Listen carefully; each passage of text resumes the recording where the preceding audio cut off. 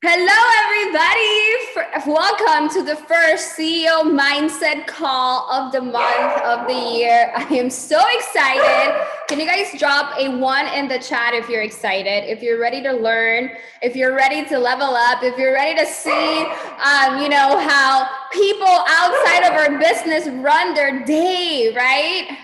We talked about the word of the year on the first, and we talked about strategy being the word of the year. And it's funny because I was talking to Gus and he's like, you took that from me. And I think in a conversation that we may have had, he probably did say that. And, I don't know, it was like implanted in my head. But the point is that strategy is the name of the game. Okay. This month, this year.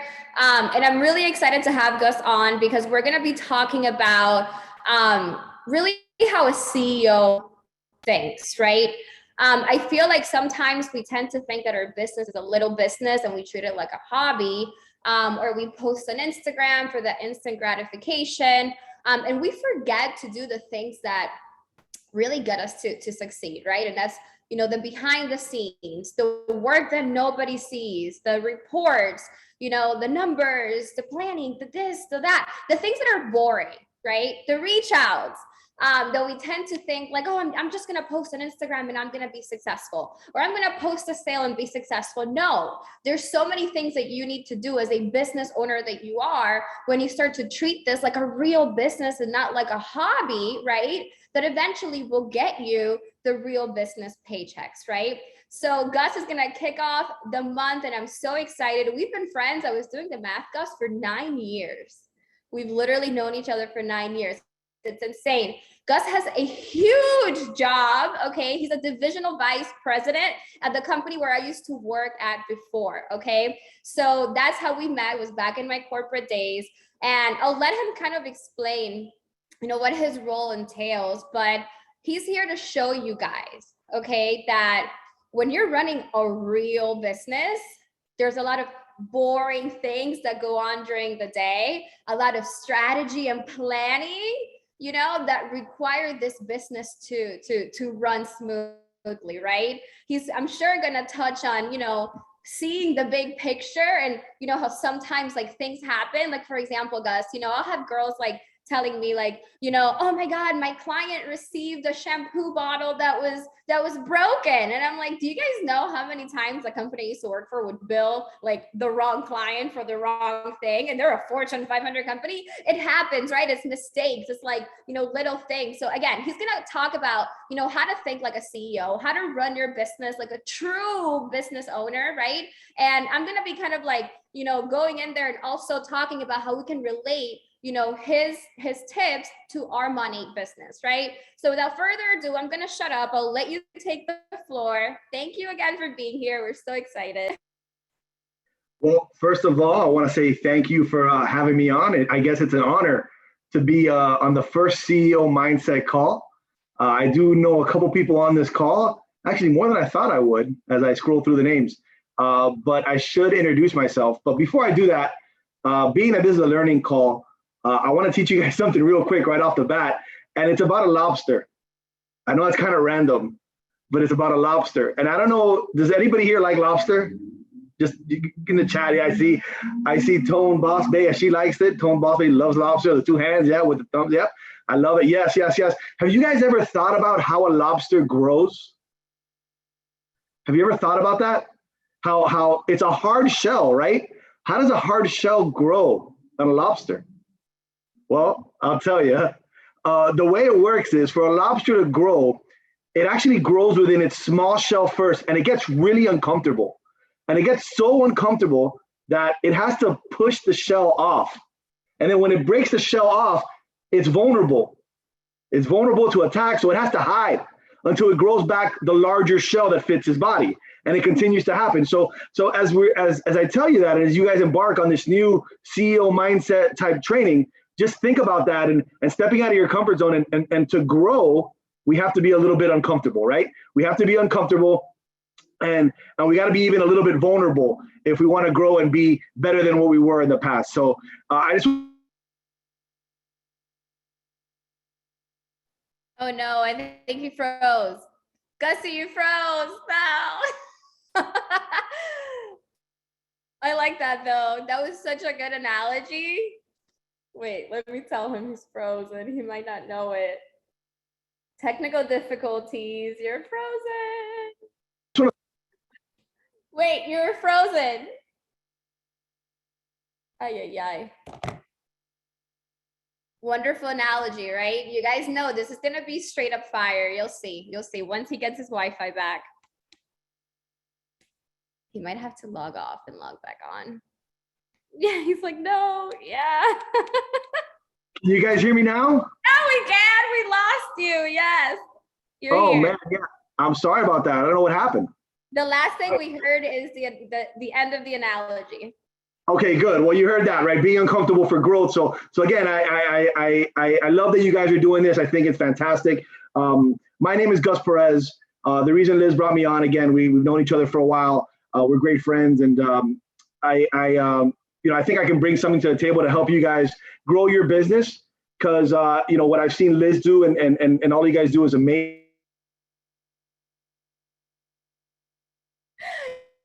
No.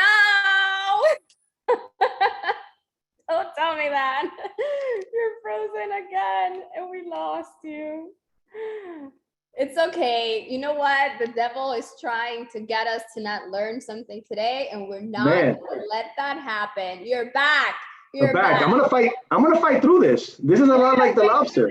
I know it. The devil's not gonna win. No. That's self-doubt, and that's limiting beliefs that are creeping in, right? And trying to stop us from being great, and that ain't gonna happen. Yeah. So let me again, Gus Perez. Just a brief background on me. Born and raised in Miami. I went to Florida State after high school here. Columbus, went to Florida State. Then when I came back to Miami, couldn't find a job, finally found a job at a corporate business. I didn't know what I was getting into, but a friend of mine brought me into this opportunity. Does that sound familiar? A friend bringing you into an opportunity. And luckily I was fortunate enough to surround myself with really good people, really good mentors, and I was able to maximize the opportunity. That being said, I sold at the company for a couple of years. Then I was asked to lead, where I led a group of 10 individuals for some time. And then I was asked to lead a bigger group. Right. I mean, as you have more success, you take on more responsibility. To where I was leading the Miami group for my company for 5 years, which was about 60 people. And then I was asked to move to the Midwest to take over a space that was really, really cold. I had never seen snow, but I took over a space that was Chicago, Minnesota, Milwaukee. So I got to see a different market. And then fortunately enough, during COVID, I was brought back to Florida to run the Florida division, which is what I'm currently in today. Which is the divisional vice president of sales for a company, and basically help over 350 sales associates with their day-to-day, and obviously all the leaders that are involved. Wait, can I just say, because you're being really humble. So remember the really good job that I used to say that I had where I made the 6 figures, right? So those 350 people that he talks about are 350 me, right? Like Gus is like, he would have been my boss's boss, basically, right? So he has a lot of responsibility, guys. He's literally responsible for the whole state of Florida, for like literally different teams. And how do we relate that, right? You're an SCD, you're an MM, you're an MMB, you have multiple MMPs, you have multiple MMBs, you have multiple lines, right? That's literally what he does, because he's being humble. So I just want to put that out there. So I appreciate that. Yeah, and please, Liz, interject so that way when I don't know the verbiage, because I don't pretend to know your business as well as maybe I should, being that I'm on this call. But please interject so how we can make the correlation. I don't know your business well, but I do want to say I am a VIP client. I am. And after this call, I'm going to go to sleep. I got my sleep stuff ready to go. So I'm here. I'm ready. I'm in. I wish I had a Monet hat today, but I don't. Maybe I can get one of those in the mail.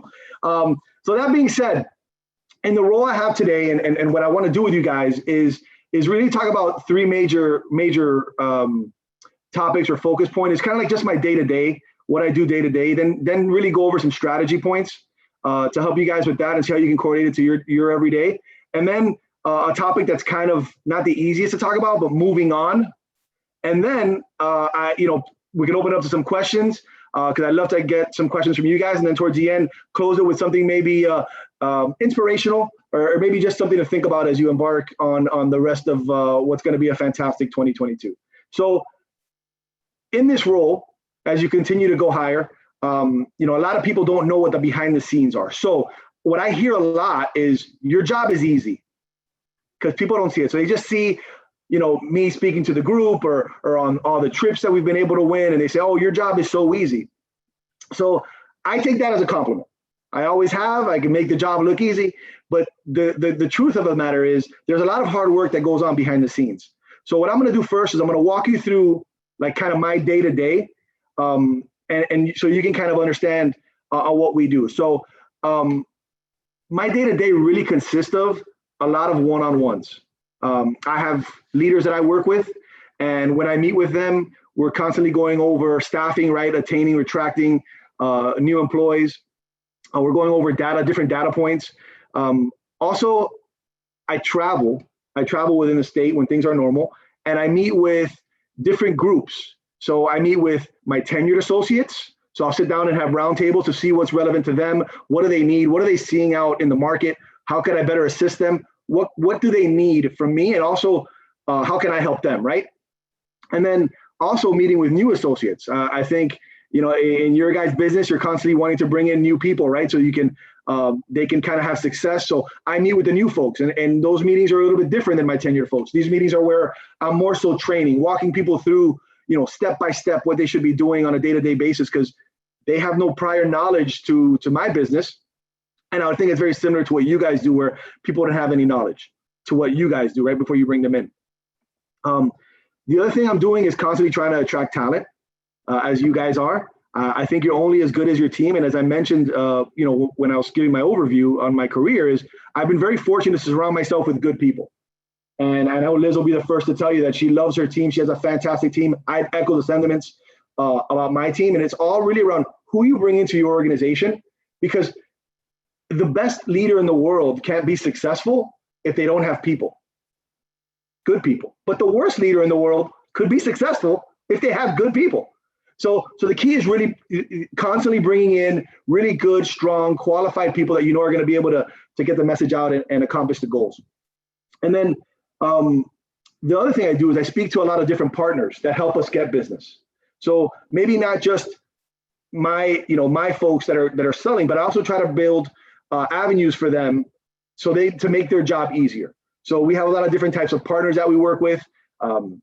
Could be some CPAs, some banks, and then we try to foster those relationships so we have easier avenues to get business. And then the thing I've saved for last, because I'm going to talk a little bit more about it, is I'm constantly analyzing reports and data. Constantly. It's almost I tell you it's on a daily basis, but it's really not. It's almost on an hourly basis when different reports come in, day-to-day reports. And that kind of leads me to the second part of the conversation, which is the strategy portion of the situation of the conversation. So strategy, and I'll get to the reports here in a second, what I think reports and data do. But the strategy of the strategy portion is really catered to everybody on this call, whether you're not leading a team yet, whether you're just on a team, whether you're leading a team, whether you've led multiple teams, all the way up into where Liz's space is, right? Where running this call with 955, strong, smart, qualified, energetic people. Tone Boss, you're just in my line of sight, and I every time you do it, I get hyped every time.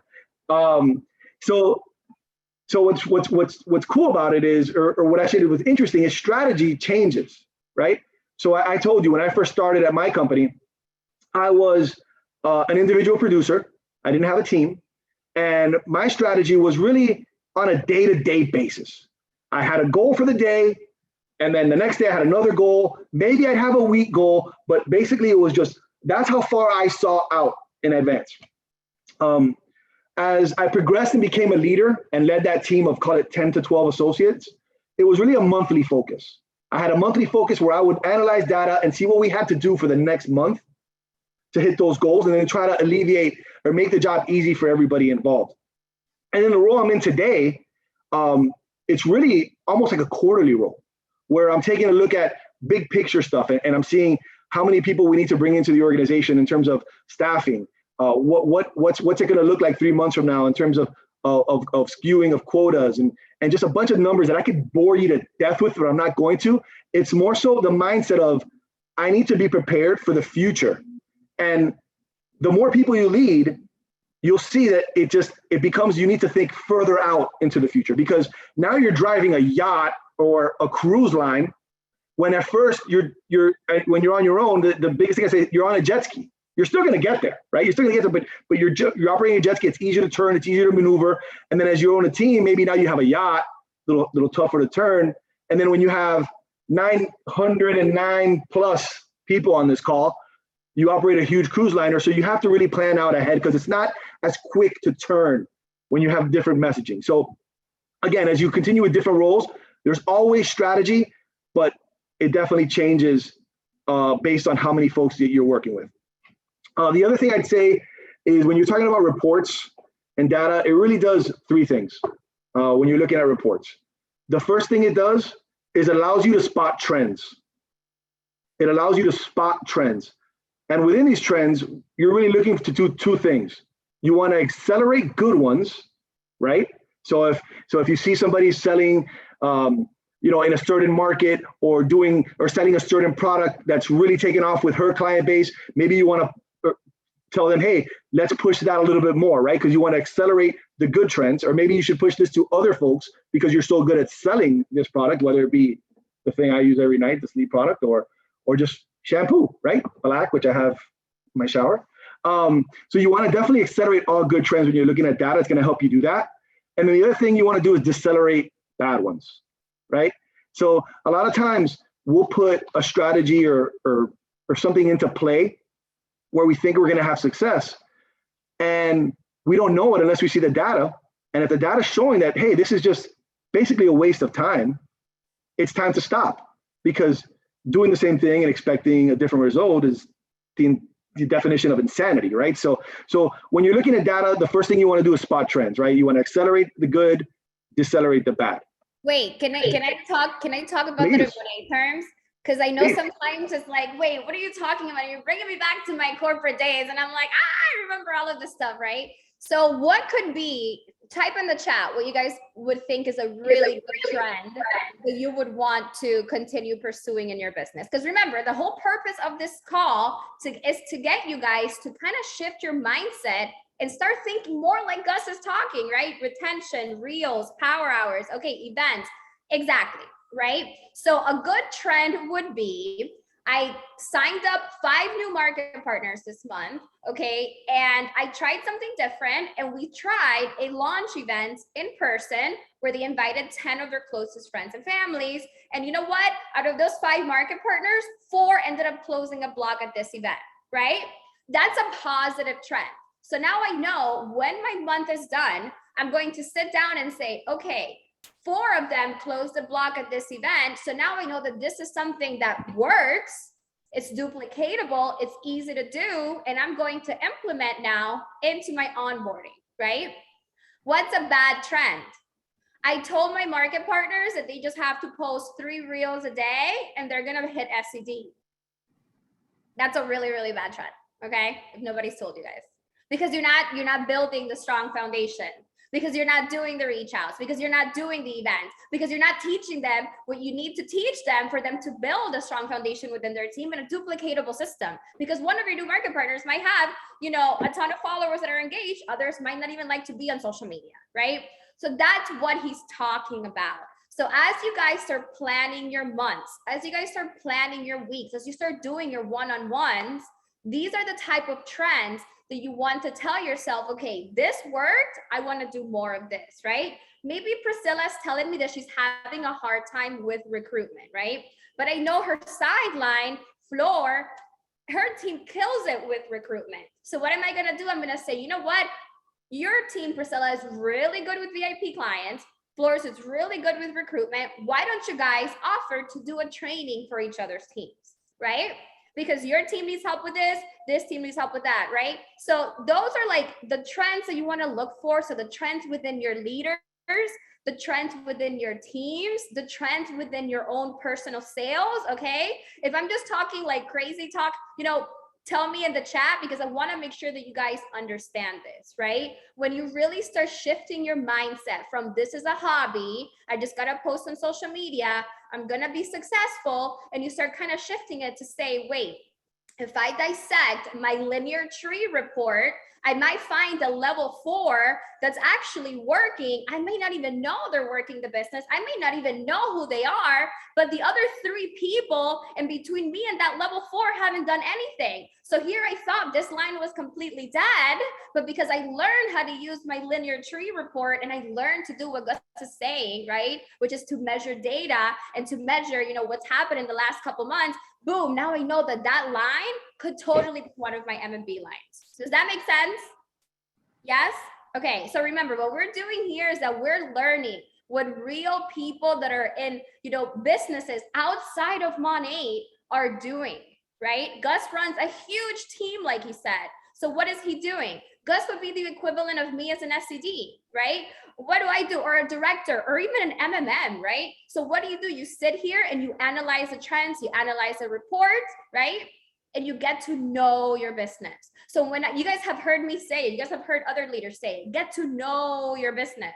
I'm not just talking about get to know your level 1s, what's her Instagram and follow her. I'm talking about get to really know. Exactly, this is real business talk. This is how we start dissecting and start, learning how to create, major leaders in an organization that might be even lines below that we don't even know like they exist, right? Sorry, just had to do that, Gussie.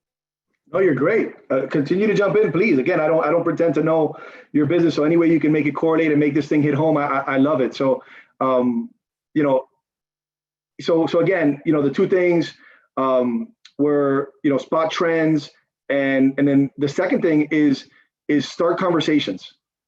Again, starting conversations, because the data is going to show you, so you can have an easier conversation, and it's data based. So when you're helping anybody on your team, and you can come from a place of data, it's not emotional. The emotion's out, and you can say, hey, this is where you're at. If we do this, we can get to here, right? So using the data, and it's going to allow you to, again, spot trends, then start conversations. The third thing it's going to let you do is goal set. It's going to allow you to goal set and help you dream build. I know a lot of what you guys do, especially at the beginning with the people you're bringing in, is the dream build, right? Hey, your office could be anywhere, right? And these are things that are real. And these are things that people want to get in and do and work with you guys, because they see how successful you are and they want that same thing. But when you have the data to back up the goal sets, the goal setting, I should say, it becomes very realistic. It becomes very realistic. Not that it's not realistic, but when you can break down the data and show somebody, hey, here it is. If we could just do this, maybe a little more of this, a little less of this, more reels. More reels are gonna, if you do, I don't know, 20 reels, it's gonna end up in X amount of this, whatever it is. So, right, if you can break down data that way, I think it would be very beneficial to you. So, wait, you just said something there that literally took me down the spiral of so many questions that I want to talk about, right? And we can make this later if you want one of the first questions, but I don't want to forget it. But you talked about, when you have the data, you're able to, find trends within their business, right? So if I was to do that in Mon8 terms, I would say, who am I picking? Okay, let's see, Belen, you know what? I was looking at the data, and for the last 3 months, you've done 9 VIP clients. I'm so proud of you, right? It looks like you re-ranked, MMP these past 3 months. But look, last month, you ended the month with 2 active lines, a bunch of PV, and 2,300 GV, right? So what do you guys think I would say to Belen, analyzing that data, that she could have done better this month based on those numbers? 2 active lines, 500, let's say PV, and 2,300, exactly, 1 more MP for A and B, right? So when you're analyzing this data and you're looking at what actually, yes, okay, Belen might be re-ranking, but how do we get people excited in this business?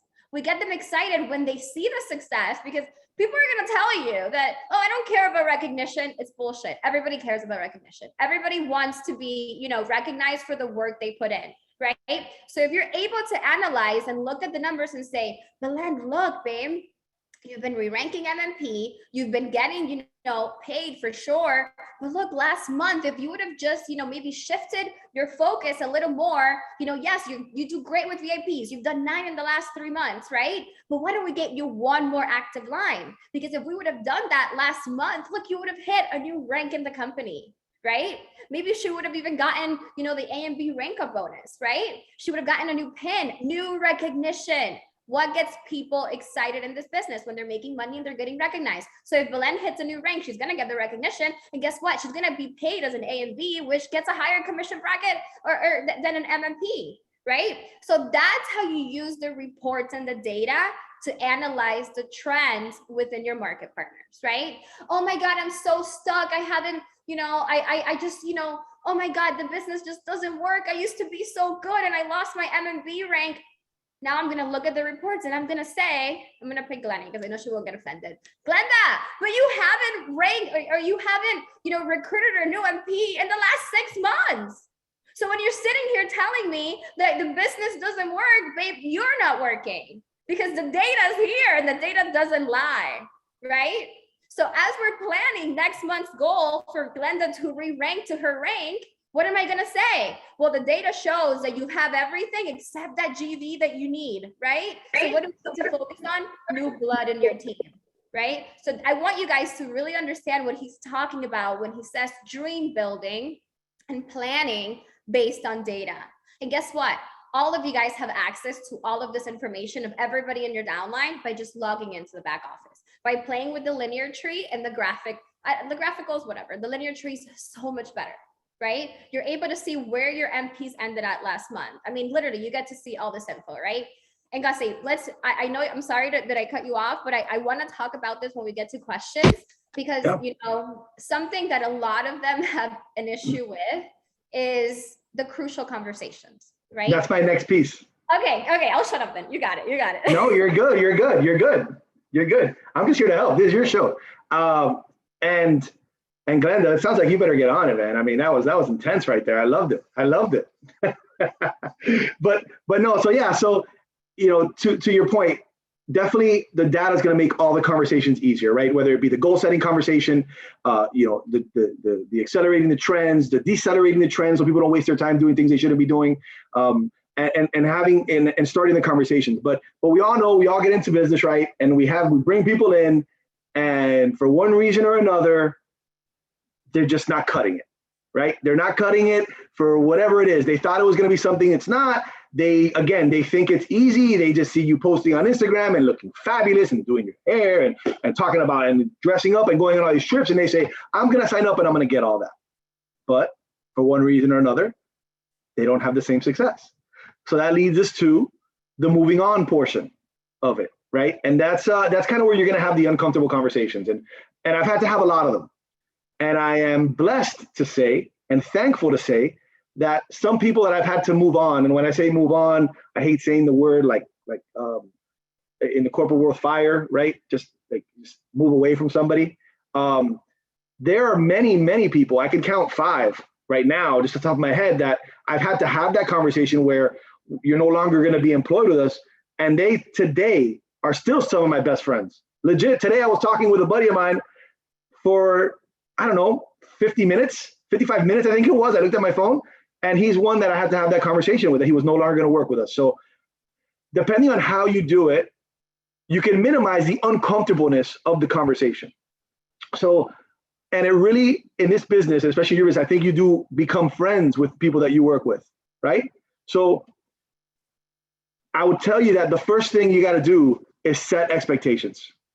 You have to set expectations from day one. You have to set expectations, and they have to be clear expectations. If you bring on your best friend, you have, because I've done this. I work with some of my best friends. Liz laughing because she knows. I've had to have the conversation that, hey, you're always going to be my friend, no matter what. But when we're at work, there's going to be things that we have to separate. There's things we have to separate, because I might have goals that I need to achieve. You have goals you want to achieve. But if you're not holding up your end of the bargain, I'm going to be the one, as your friend, right? As your friend, but more so somebody you work with, I'm going to be the one that have to shoot you straight, which is the second part of an uncomfortable conversation. Is You have to be honest with people. After you've set the expectation, you have to be honest with people. And before you get to the ultimate uncomfortable conversation, the moving on, maybe this isn't for you conversation, I think there has to be a couple conversations throughout where we're coaching, right? Where we're having the one-on-ones, and I saw somebody in the chat put one-on-one as a takeaway they had, where you're having those one-on-ones and you're kind of coaching them around what they're missing. And then there has to be accountability and an acceptance. So what I mean by that is sometimes I've seen one-on-ones happen where at the end, there's no follow through. There's nothing that you're gonna follow back up with. So it's just, they have a nice conversation. We're gonna do this. Okay, all right, great, go. As opposed to what I teach and what I think is the best way to do a one-on-one is at the end, you say, okay, what have you taken from the conversation? What are you gonna implement? Okay, and if you don't implement it, how can I hold you accountable? How would you like me to hold you accountable so you can reach your goals? Because it's about them, right? But we all need that. Everybody needs somebody to say, hey, you didn't go to the gym yesterday. You're going to go today. You're going today, right? Because I'm going to be there waiting for you. So whenever you have your one-on-ones and you teach something, it's, and by the way, I'll just tell you something about teaching here in a second also that I'll share with you in a second. But whenever you go over something, it's that accountability tool at the end. I like that, Sierra, accountability partner. Yeah, so it's that accountability piece at the end that allows you, because you set the expectation, to follow up with them. And it's not an uncomfortable conversation anymore. It's a conversation that you've agreed upon. Now, if there's a trend, we talk about trends, right? Where you've had a conversation 5 times, 6 times, 7 times, there's no actual number. It's just when you know it in your gut that somebody needs to move on, that's where, again, honest, straightforward, hey, I don't think this is for you. And that's okay. I love that. Hi, Gus. It's Astrid, and I'm jumping in. Hi, guys. Hi there. I'm so excited to be doing this series because this is like so many gems. And one of the reasons why Liz and I thought about doing this is because I feel like somewhere along the way, right, we got confused about what a CEO is and like the work and all these uncomfortable things that you have to really do. But I wanted to touch on what you mentioned, and I've noticed a negative trend. I don't know if just in my downline or like sidelines and things like that, is that people get really stuck on working with the people that they have. And this is just like very energy, like draining. And Liz calls them like the energy vampires. And there's a time where you got to realize that, you're spending too much time and effort on the wrong people. And if you would spend that time and effort on bringing in new blood and training new people, you could get so much further. Okay. So sometimes you just need to make that disconnect, because if you're holding somebody accountable and you're like, I'm not re-ranking to MN because my MMB is not getting there. Well, why are you depending on one MMB? We got to build wide. We need to have multiple MMBs to choose from. And if that MMB that you've been doing your one-on-one with, that you're holding accountable with, that you are just after, if they're not showing up, you really need to cut that cord. And you need to be like, you know what? I cannot spend any more energy with you. I need to move on, and I need to focus this energy on attracting, right? On an abundance mindset, because there are plenty of people that want this opportunity and that want to run with this opportunity. So I can't continue to drain my energy with you. And instead, I'm going to shift my energy to working my business and putting myself first and attracting people that want to run this business with me instead of draining my energy from me. Okay. So I just wanted to add that on. No, those are fantastic ads. I appreciate that, Astrid. Liz. No, I was going to say that, guys, sometimes we have these uncomfortable conversations, with our MPs. And, Gus, I don't know if you know, but in network marketing, we define people's personalities by colors, like red personality, yellow personality, green, blue. And yellows tend to be the ones that, they're very nurturing. They hate confrontation. Well, exact opposite of me, me. So I don't even have to say more, right? Like literally. So, I have a hard time teaching some of my yellow personalities, and other colors too, but how to have these uncomfortable combos. And I always say, John Maxwell, trains us leaders at Monet, and he says, the moment you realize that you're never going to stop having these combos is the moment you realize you're going to have to get comfortable with them, right? But I mean, everybody on this call, I'm assuming, wants to get to where I'm at, right? SCD, 4MDC, like literally, right? Everybody wants to do that, right? But not everybody's willing to have these uncomfortable combos. And guys, if I was in the corporate world, right? If I worked for the Fortune 500 company that I used to work at, having Gus's job is like, you're what, 2 people away from the CEO, literally maybe 3, right? That's a really big deal, right? He actually has to fire them. Like, you guys don't have to fire these people. You literally you're helping them, and you're trying to guide them in the right direction. So when you start shifting your mindset from like this hobby mindset, and you start seeing your business for what it is, a real business, like if Miami Roots was a corporation, I would fire a bunch of people, but I don't fire them, right? Gus actually has to fire them. So imagine if you were looking to achieve the same level of success that Gus has in his Fortune 500 company, you would actually have to send people home and say, never come back, right? And here, what do we say? We have the uncomfortable combos. 6 months later, they come back and they say, hey, I'm ready, and they blow it up. Daniela is a great example of that. She's on the call. She literally signed up and didn't do anything for like 6 months, and then literally poof, hit MM and like 3 months later, right? So guys, what do you have to say to them? Like, what advice do you give those people that the first time you fired someone, how did you feel? Was that like weird? Like, I don't know. Yeah, so for sure, and I've gotten better at it over the years. I've learned a lot of different things. Again, and I've shared most of them, right? Having the expectation set before. If you think you're just going to come in, having not talked to somebody, and just drop this surprise grenade on somebody and think it's all going to go great, you're mistaken. So what I've learned is, again, just having the conversations throughout, having some great expectations set at the beginning, and then being straightforward. So like when I've had to terminate people, literally when they walk in, they kind of have an idea, but the first thing I say is not, hey, how was your day? How you doing? Because they're going to walk out at the end of this call, at the end of the meeting, and be like, why did he care about my day? He knew what he was going to do.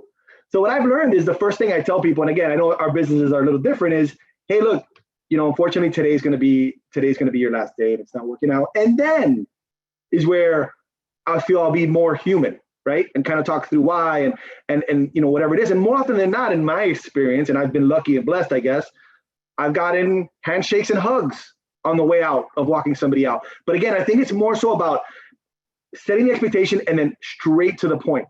I'll give you another shift in the mindset that might help you with this is, what if you're doing them a favor? Right? Like, what if these people who you're spending so much time with now feel obligated to do something that they're never going to be good at? I don't know, maybe.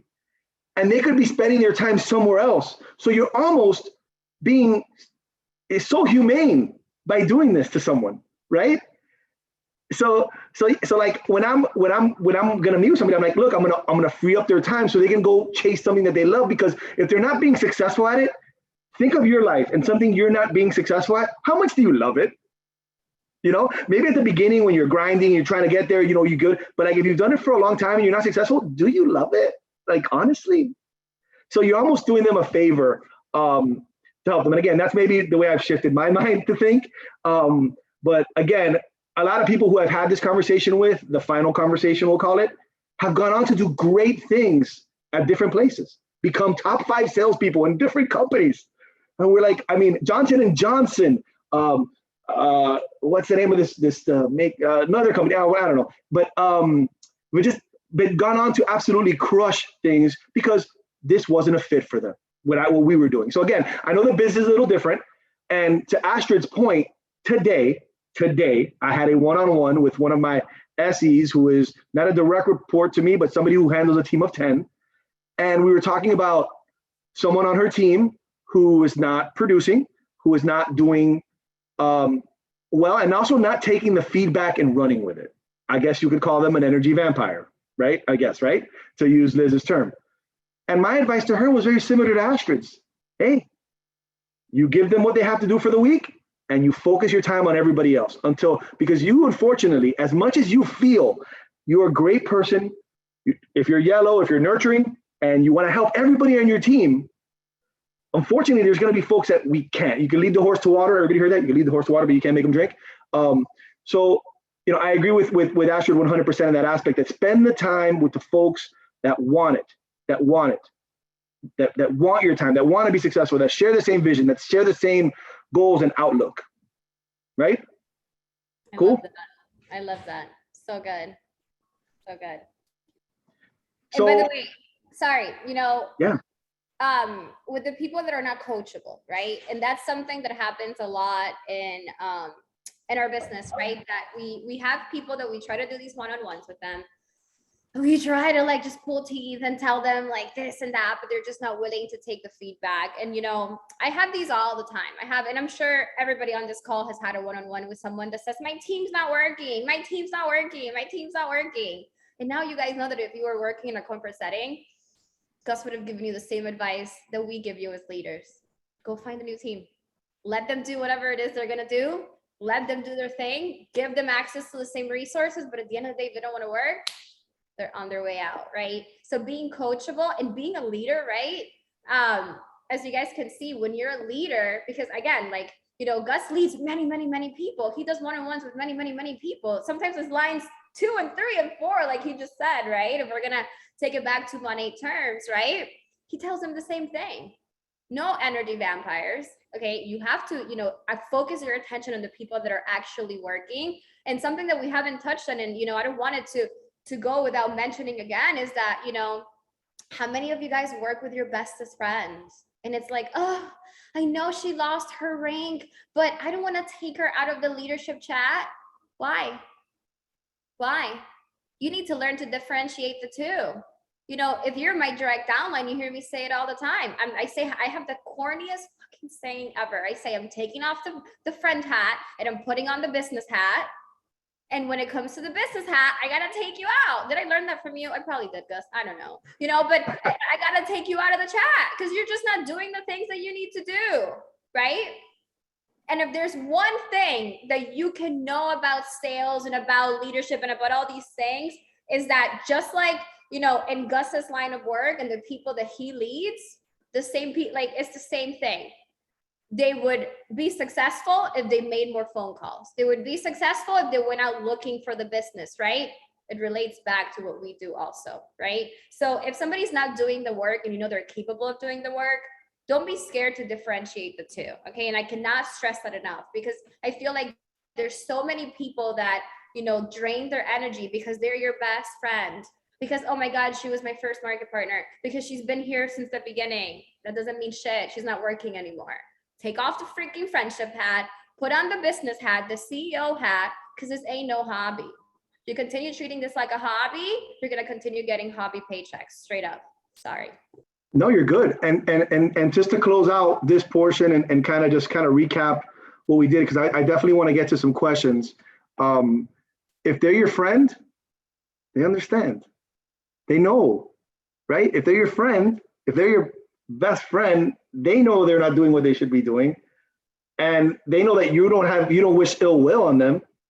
They know. And it's just a matter of, again, having the clear-cut expectation and an honest conversation. By the way, use this call as the impetus to have that conversation. Hey, Liz and Astrid had some dude on the call. I don't remember anything he said, except that me and you should talk about what happens if one of us is not holding up our end of the bargain. What should we do? How do you want to handle it? Because nothing's going to come between us, our friendship. But I'm really serious about this. And if you're not, that's okay. But we got to know that there's going to be a time where I draw the line on different things. So use this call as that impetus. Yeah, use me as a bad cop. I'm good with it, chachita. What's up? So just kind of in encapsulating what we talked about. Number one is just there's work behind the scenes that you got to do. Again, it's not only the what everybody sees, right? That's the easy part. That's what everybody thinks is easy. It's the behind the scenes part, the analyzing data, the trying to make the job easy for everyone, and having the one-on-ones and closing with each one-on-one with an actionable item and with actionable items that you can hold each other accountable to. The second part is a strategy. Just remember with reports, it's good for three things. One is spotting trends, two is starting conversations, and three is goal setting. I highly recommend it. I'm telling you, your life will be so much easier when you operate from data and not emotion. Emotion gets you into trouble. Data, you can always just look down at a piece of paper at a computer and just go, this is it. I'm not lying or this is it. You can get upset, but this is it. And then obviously with the uncomfortable conversations, it's really about just setting the expectation and just being direct and being honest. And I think people respect you for it. I've been fortunate with people and being direct and honest, and I sleep good at night, because if I wasn't, direct or honest, that's where I would have an issue. That's where I would have an issue, where I'm not doing my best by someone and not being honest by someone. And then I'll close this portion with just my favorite leadership quote. It's from a little movie called Remember the Titans. It's attitude reflects leadership. So Liz, you mentioned someone saying, "Oh, my team's not working. Leadership, right? So I'm a big believer that attitude reflects leadership in what we do. So whenever one of my folks come to me with anything about the team, it's kind of like I look at them and I'm like, I know, it's on me. So so you have the power to make those changes and institute whatever it is that you need to do with your people. So that's kind of what I got. If Liz and Ashley, if you guys want to add anything, or if you want to go to questions, I did want to add something, because you were, in the beginning of the recap, you were talking about duplicatable. Guys, we have a duplicatable system, right? So what he's saying, the things that you can hold accountable, the plan of action that you can, give to them when you do these one-on-ones, when you have these uncomfortable conversations, when you have these meetings with them, it's it's there. We have the daily task worksheet, right? We have Market Partner Academy. We have Miami Roots Facebook group, CEO Society, The Real Deal Facebook group.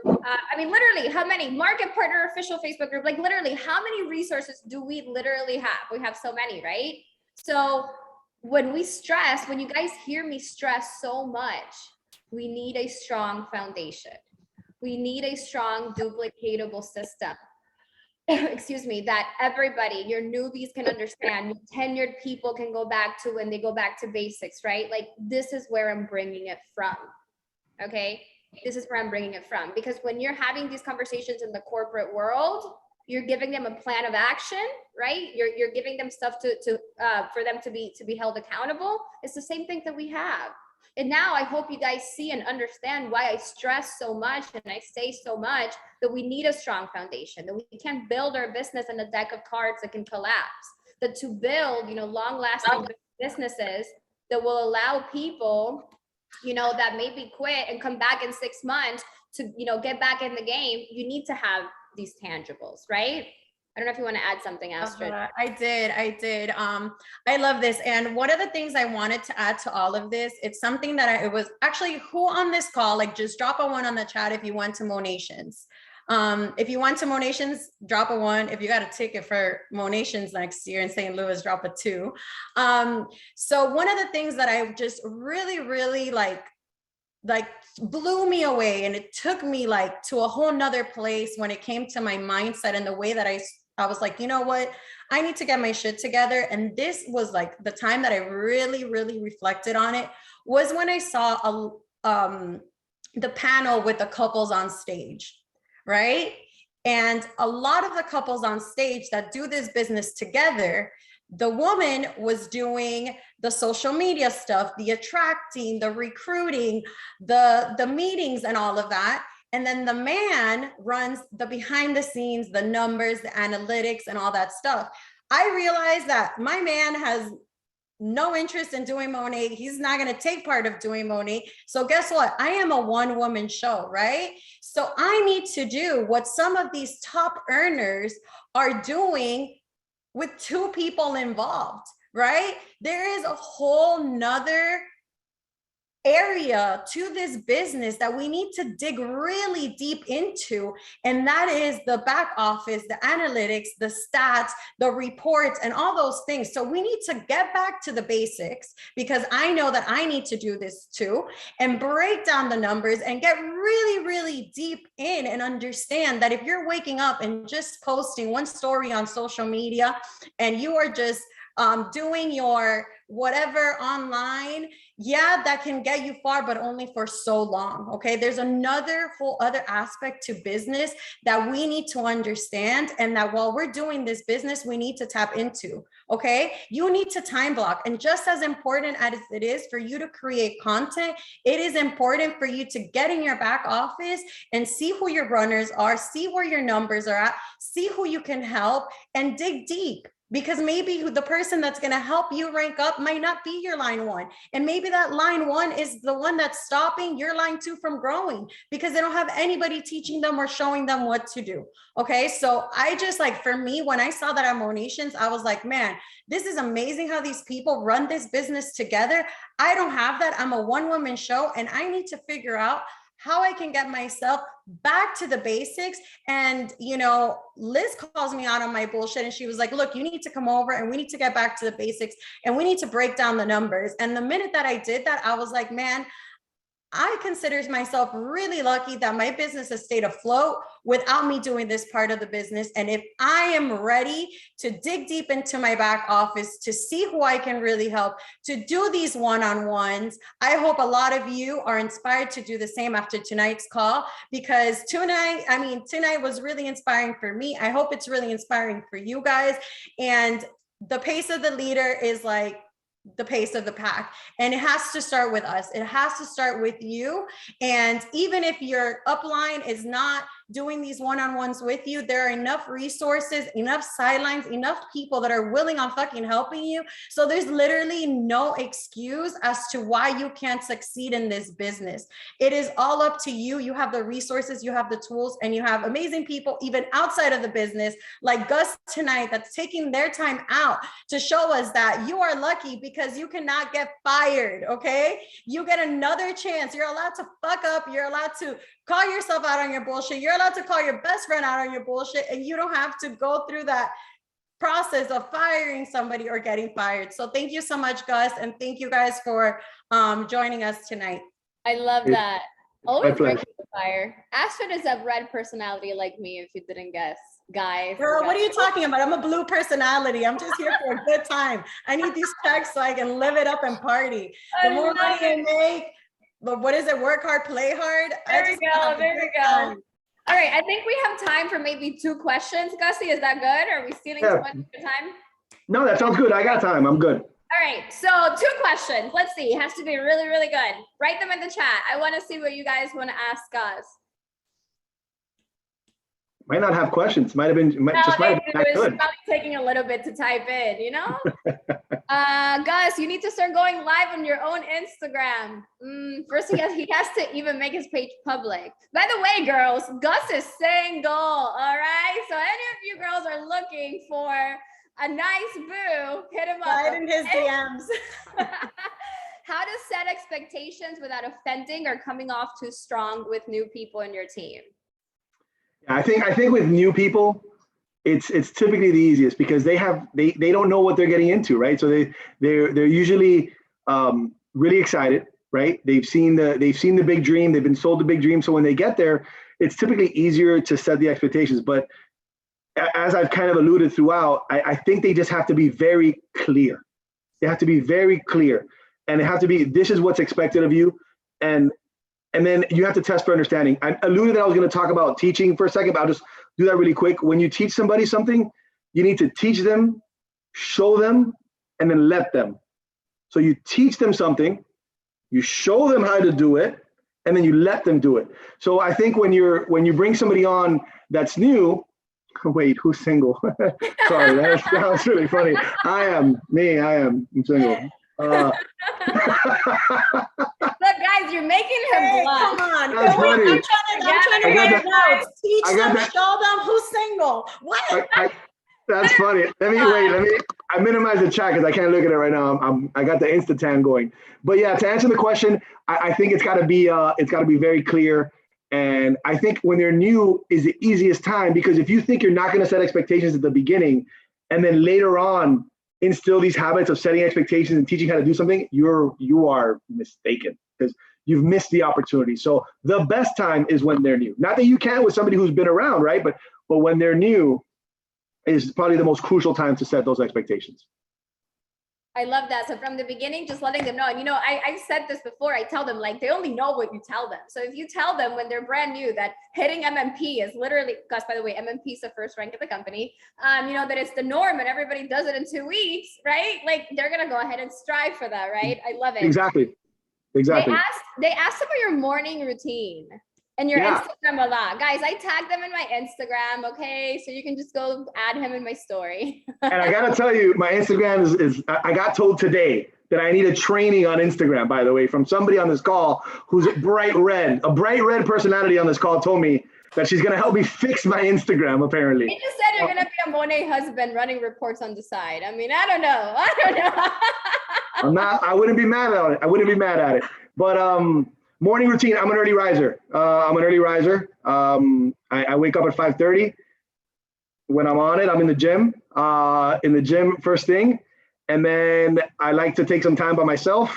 The whole meditating thing, I've been doing that for like 2 years, as a matter of fact, kind of get right for the day. And then my I like to look at my reports or my meetings in the morning. So from like 7 to 8, 7:30 to 8:30, I'm looking at reports of the people that I'm meeting with that day.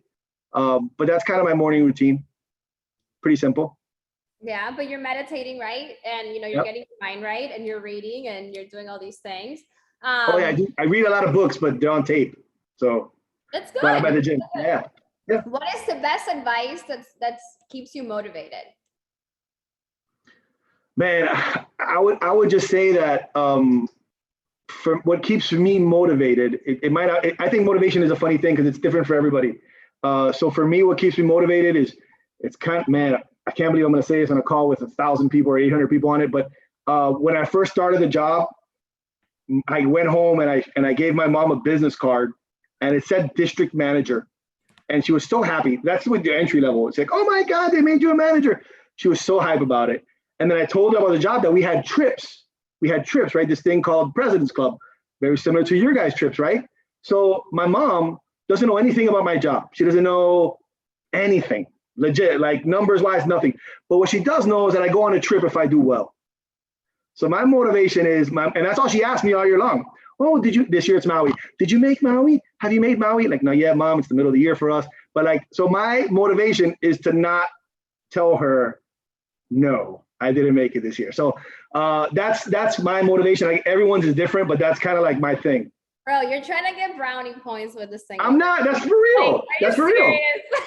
No, I'm not even gonna call out his bluff because I totally feel it. Like my why is my father, and like it's like my driving force, and like I totally get it. And it's so like awesome to see you guys that it is also like an incentive for other people to work hard to earn things. A lot of the times we don't see how grateful we are to even be in an industry that provides these kind of like recognition and reward for doing your job. Like for me as a speech language pathologist, I could have changed so many lives, changed so many lists, gotten so many people to overcome their speech impediments. And all I was going to get is just somebody telling me thank you, which was enough for me because I was grateful. But on top of that, in this industry, we get to earn things like the car, the trips, and all these amazing incentives. And, bottom line is that no matter what it is that you do, there has to be a why. There has to be a why. And you have to find your why. And I want to be clear, right? Like that, maybe I misread the question, or misunderstood the question, but that is my ultimate like goal, right? Or what drives me, or like I hate going there and saying nah. I mean, Liz, my mom, like so. Yeah.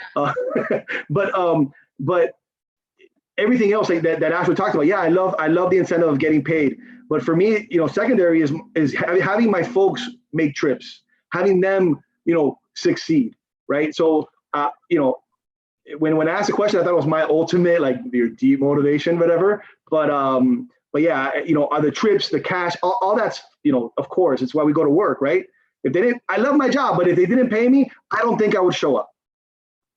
Yeah.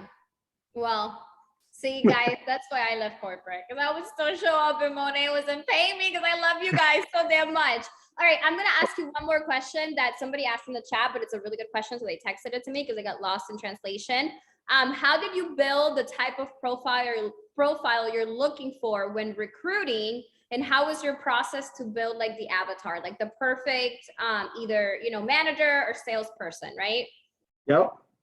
So I'm gonna look it up right now.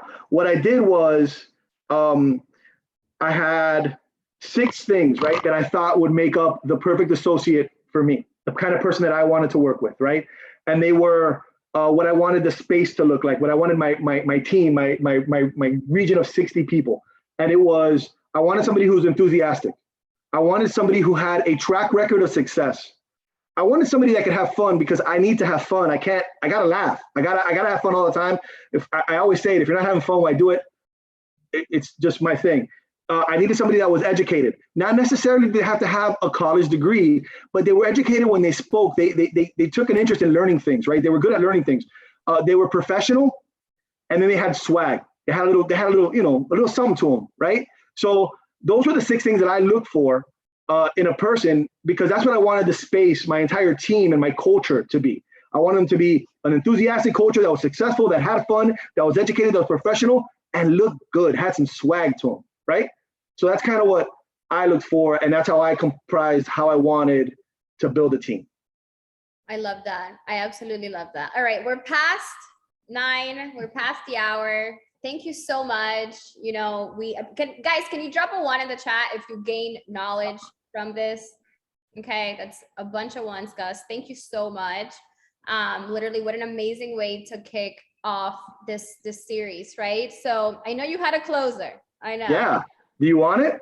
We want it. I heard it and it's freaking going. I want them to hear it. Are you guys ready? Because this is an interactive the closer. Okay. Don't build it up. Don't build it up too much. So, all right. So, in the business you guys are in, everybody, like we said, you have a friend that brings you in, or somehow you see the allure of coming in and you're excited, right? And you see the major goals down the road that you want to achieve. But like anything else in life, there's adversity. Nothing's as easy as the picture that's portrayed. So I'm going to give you kind of a correlation that's kind of culinary, but I hope I'm understanding that word, culinary, but you'll see where I'm going with it here in a second. But I want to talk about 3 things, right? I want to talk about a carrot, an egg, and a coffee bean, okay? And their reactions to boiling water, which in our example will be adversity, okay? So when you put a carrot in boiling water, what happens to the carrot? Let's see, mushy, soft. Yeah, it softens, it wilts. So think of the people that started to work with you, and as soon as adversity hit, they became mushy, they became soft and said, I can't do it, it's too hard, I can't do it. Now let's talk about an egg. When you drop an egg in boiling water, what happens to the egg? Yeah, it gets hard. It hardens, right? So think of us. Are you the person that when adversity hits, you harden, you don't take these trainings and you become closed off. You don't allow to get the information and to grow from it, because your shell is on and you don't want to grow. So you become the hardened egg, right? But then what happens to a coffee bean when you put it in boiling water?